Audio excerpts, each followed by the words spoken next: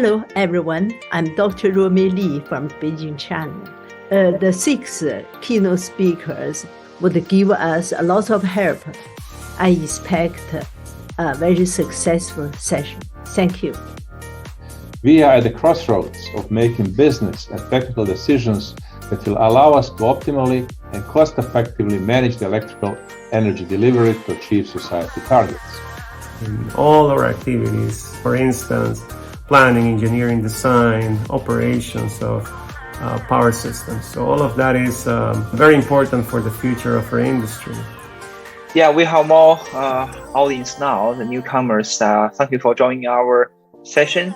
Following this welcome address from our speakers, we will have these keynote speeches. So it's important to understand the system dynamics and how it changes. So we have to understand that, and we have to be able to simulate the system. And the security is the ability of the power system to withstand a sudden disturbance. I wanted also to reflect about the terminology. As being a professor, I think that's important. So first I want to point at the challenges. The climate change and the changing power systems may impose different challenges to the security of supply. The risk management system have been built for about 10 years. It's quite effective for risk control. Therefore, by helping them gain access to some devices, we're able to reduce the risk of deaths.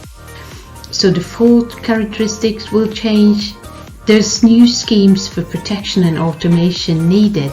So in this working group, they look into what are the new challenges that we see coming up, and also they look into if they can come with some suggestion and solution to where we should move forward.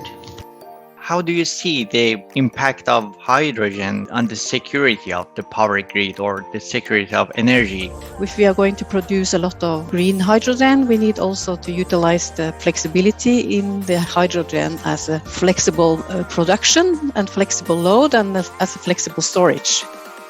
How to ensure the power supply of the critical customers. So how these power supply companies will react for this.